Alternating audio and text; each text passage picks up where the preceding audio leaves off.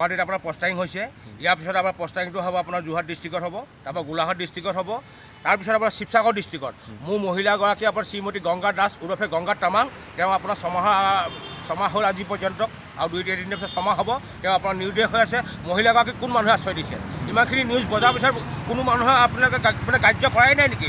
ঘৰ ভাড়াৰ পৰা আদি কৰি কামত কোন মানুহে নিয়োজিত কৰি তাত ইমান দম হৈ গ'ল নে?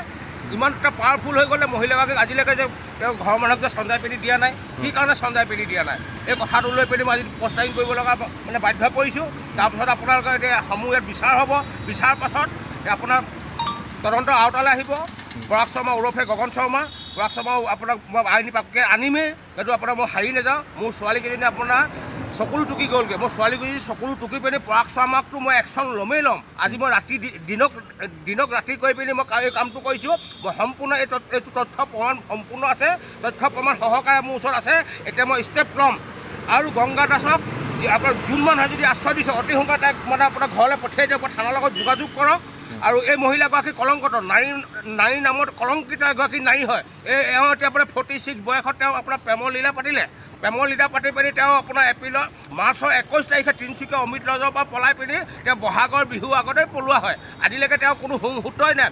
এওঁ আপোনাৰ 3গৰাকী কন্যা আছে, ডাঙৰ কন্যাগৰাকী নাতিও আছে। নাৰী নামত এই মহিলাগৰাকী কলংকিত নাৰী হয়। এওঁক আপোনাৰ অতি সোনকালে আপোনাক যোনে দেখে আশ্ৰয় নিদিব এই নাৰীগৰাকী। এওঁ এতিয়া প্ৰেমৰ পালত পৰিছে 46 বছৰৰ মহিলাগৰাকী। এই মহিলাগৰাকী কোনোবাই যদি মই বাৰে কৈ আছোঁ, কোনোবাই যদি কিবা কামত যদি নিয়োজিত কৰি থৈছে আপোনাৰ মহিলাগৰাকীক বা ভাড়াঘৰত আশ্ৰয় দি থৈছে, এই মহিলাগৰাকীক খেদক অতি সোনকালে। কিন্তু এতিয়া পুলিচৰ তদন্ত কিন্তু এটা ডাঙৰ তদন্ত হ'ব। এইটো ডাঙৰ তদন্ত হ'বলৈ গৈ আছে। আপোনালোকৰ যদি কোনোবা আশ্ৰয় দিছে অতি সোনকালে পঠিয়াই দিয়ক, নহ'লে আপোনালোকৰ বিপদত পৰিব এই মহিলাগৰাকীৰ পৰা। এই মহিলাগৰাকীয়ে আপোনাৰ নাম প্ৰলোভন দি পিনি আশ্ৰয় ল'ব পাৰে। সেইকাৰণে সাৱধান হওক এই মহিলাগৰাকীৰ পৰা। এই মহিলাগৰাকীৰ সকলো লোকত আপোনালোকে ভুল নাযাব। এই মহিলাগৰাকী এজনী আপোনাৰ কন্যা সন্তান থকা নাৰীয়ে এনেকৈ যে কৰিব বুলি মই সপোনত ভবা নাছিলোঁ। সেইকাৰণে মই এই নাৰীজনীক মই প্ৰতিশোধ ল'মেই ল'ম আইনৰ মাজতে। আৰু পৰাগ শৰ্মা ওৰফে গগন শৰ্মাক মই চেলেঞ্জ দিছোঁ। তোৰ মই গালত পৰ্দা ফালি পেলি মই আইনী পাকত আনি পেলি মই 2টাকো থানাত মই আইনী থৈ দি বিয়া পাতি দিম। আৰু এই মহিলাগৰাকীক আপোনাৰ পৰাগ শৰ্মা ওৰফে গগন শৰ্মাই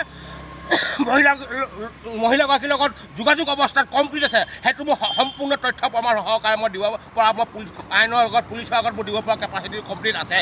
আৰু এই মহিলাগৰাকীক পৰা অসমৰ ৰাইজে একদম সাৱধান হওক। এই মহিলাগৰাকীক আপোনালোকে কোনো বিশ্বাস নকৰিব। আপোনালোকক এই মহিলাগৰাকী ৰাতি শুই থাকোঁতে আপোনালোকক ঘটনা ঘটাই থৈ যাব পাৰে। এই মহিলাগৰাকী